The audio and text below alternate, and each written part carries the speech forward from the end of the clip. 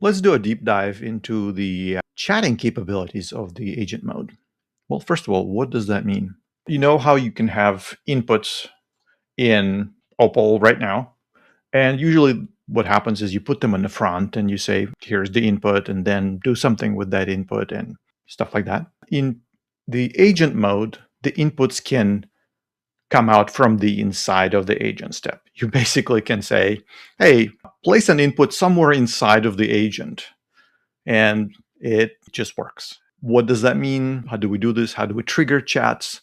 Let's just try something very simple. Like, for example, ask user for their name and write a beautiful poem about their name. So what we're doing here is we're kind of triggering using a key phrase ask user in the agent. And once that happens, let's see what does happen.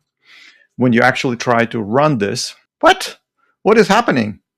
We don't have any inputs anywhere else, but the agent immediately comes up and says, what's your name? Well, my name is Dmitry, obviously. And then the agent runs a little bit more, composes a poem. We can argue whether this poem is beautiful or not, but it clearly did the thing that we wanted to do. So let's look again at the prompt. This is all we need to do. So basically we stuffed the input inside of the agent step and make it go. What else can we do with this? Well, instead of just asking for a single input, we can turn this into a whole chat.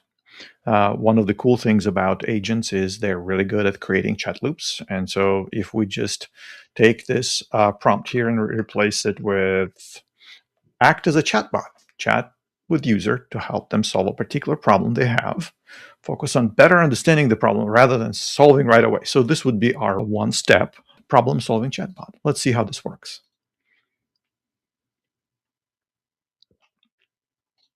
Oh, cool. I'm trying to explain a very cool yet complex new feature, the agent to Opal users, right? And so at this point, I'm in a chat mode. See, it's like, oh, cool, very cool. And it's like, let me try to figure out what's going on.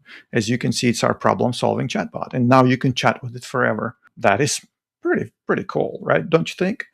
So what else can we do here? Often we need to carry a multi-turn conversation with the user to get just a few bits of information. So instead of a free-form chat or a single input, let's suppose that we have a customer server bot that only needs to obtain 3 pieces of information: their name, location, and account number.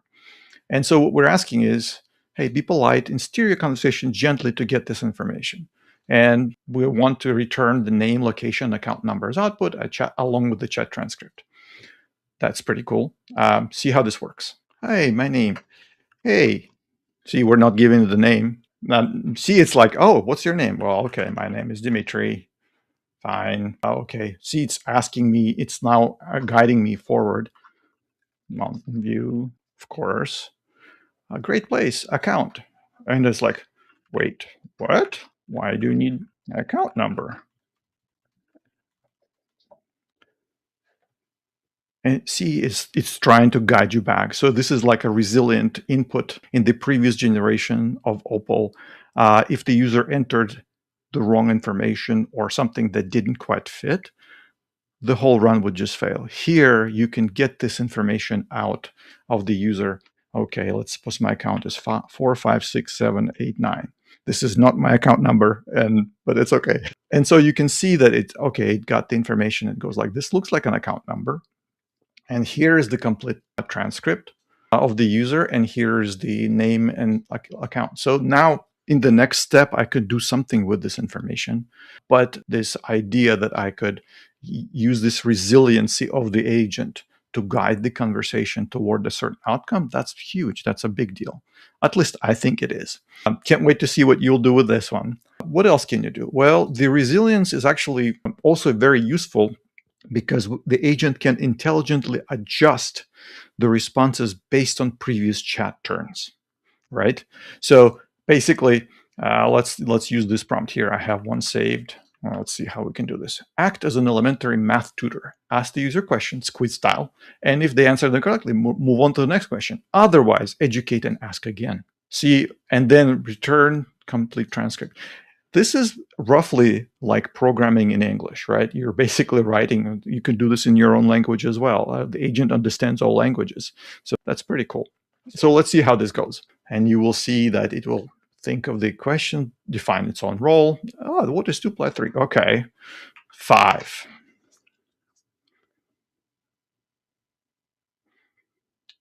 Let's say 7, because we are not great at this math thing.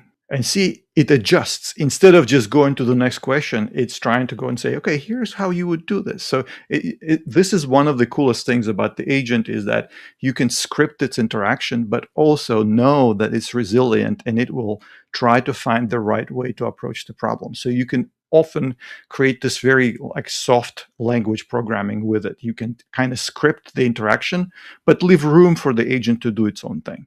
And all you have to do is just, as you can see in the step, all we did is otherwise educate and ask again. We didn't write any of the code here. We didn't do anything. It's literally just like, oh, I think I know what I need to be doing. And it does the right thing. What else can we do with agents? Well, let's go back to the prompt and reveal what I think is the coolest feature ever. Okay, maybe not the coolest, but one of the coolest ones is if we basically say something like this,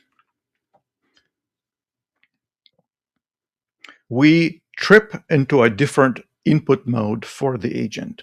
The mode is presenting the choices instead of asking freehand. So let's run and see what happens. Holy moly, right? Oh, instead of the user having to type information, they can just choose whatever the right number is and go from there. Great job. Look at this. Amazing. I'm so good at math. Speaking of multiple choices, let's do something interesting here. So instead of just a single choice questions, all that apply, right? So now that trips the agent into a slightly different mode, and it will actually give you multiple choices, and you can select all that apply. And so what happens is that you basically give this agent a hint, and then it figures out how to draw the UI. You don't have to do anything. All you have to do is just tell it what to do. And so the key phrases that we use here, ask user or chat with user, which is going to give it a sense that, oh, I need to loop around, ask for choices or present choices in your prompt, or multiple choice questions. So the interesting thing is that these choices don't have to be just text. One of the most amazing things about modern models is they're multimodal. And so we can literally do this. We can say, show the user 2 different breeds of dogs and let them choose one. Let's see what happens. It might take a little while because it needs to generate the pictures, but it's going to show us 2 different dogs, and then we can choose one or the other. Look how cool this is. So you can imagine in your Opal, you can now specify videos, pictures. You can let the user choose between 2 choices that you produce with them. And the agent can just handle this. And so we chose Golden Retriever. There you go. We can see the choice. We can now move on to the next step. For example, you can animate it and turn it into a video, or you can do something else with this and put a hat on it. I don't know. It's really up to you. And the final kind of really cool thing, maybe that is the coolest feature, I don't know, we'll see, is you can also add a none of the above option, so that when you want to script your flow in such a way that the user has a choice to go and say, I don't like any of this, these are not right. Like, for example, you present them 2 breeds of dogs and say, no, I don't want that one, I want something else. You can do this. And all you have to do is just say none of the above option. And then the agent will figure out what that means and add a none of the above option. And I think this is also super, super useful because it gives us a sense of how to build, specify another breed. Isn't that cool? That is really cool.